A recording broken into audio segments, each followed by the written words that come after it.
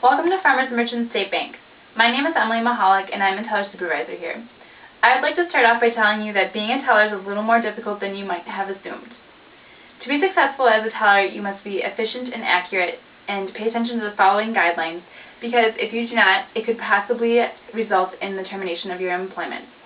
Now, I know that some of you are either new employees or current employees that are being cross-trained on teller procedures.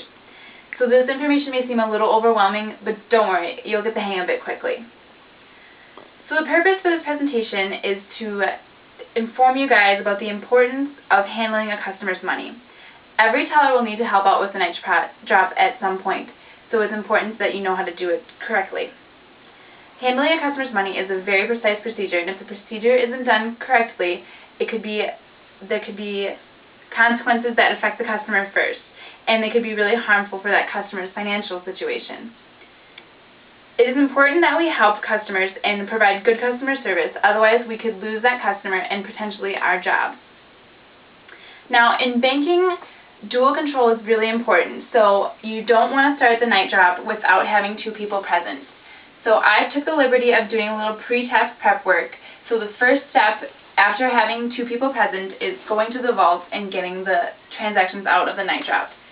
So for our presentation's sake, we are going to have 3 different types of transactions that I've gotten out of the vault. And when you get your transactions out of the vault, you're going to want to separate them into the 3 categories. Loose, where this is not an envelope or any bag. An envelope, a transaction that was just placed in the night drop inside an envelope. And a bag. Most businesses will put their transactions in a bag that the bank has provided for them. Now, after you've separated them into categories, you're going to want to get your worksheet out. This is our night deposit worksheet, which I'll go over in a second. I would like to let you know that in the night drop, there's typically only going to be 3 different types of transactions that you'll be handling. They're going to be a savings deposit, a loan payment, and a checking deposit. The reason that they're only deposits is because, well, first of all, it's the night deposit, but also because the customer's not going to be present to be collecting any money or any funds that they would be trying to collect. So they're only going to be deposits or payments in the night drop. And with the dual control, the first person would have separated them into categories and then be the very first person to verify the information that the customer wrote.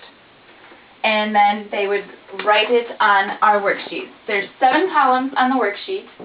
The first column is the column where you would describe what category you decided to place the transaction in. The second column is the account name, and that's either going to be provided on the check or the deposit slip that they provided. The third column is going to be the account number, which you can either look up on your computer through the customer's name, or the customer may have provided it for you. The fourth column is what our dual control is mostly about. Sometimes customers have made mistakes in their addition or subtraction, and having dual control, you can both verify that there was a mistake, and then that way when the customer has questions about why the transaction was ran a different way than they had expected, there would be 2 people there to verify that it was their addition or subtraction or mathematical error that they did. So that's what this column is for. You can say what you did to fix the error. Then there's the 5th column, that is the total amount of the deposit. So you want to write all of it together, like if it was checks and cash, whatever the total deposit that is supposed to be, is going to go in this column. Now, if there was cash in the transaction, like there's cash in this transaction, you would, since you were the first person to verify it, you'd want to count the cash. There's $150. On the deposit slip, it says there's $150. So you would initial the transaction as being the first person to verify it, as well as writing it in the cash column. This is the amount of cash that was involved in this transaction that was dropped off in the night deposit. Then, since you're the first person, you would want to initial in this column as the first person to verify it. Then the second person in the dual control would go through and verify the transactions, count all the money, and verify everything that you wrote down, and then they would be the person to run the transaction and keep the receipts for the customers. Like I stated earlier, it is important to follow the guidelines that I have established for you, because not only are these guidelines the guidelines that the company has provided for you, but they're also guidelines that the state and the federal government have applied for us. If the guidelines are not followed and you are not accurate, If the guidelines are followed and you are accurate, you will do well in your career as a teller. Remember, if you have any questions, feel free to ask any of your supervisors for any help and they will be able to assist you.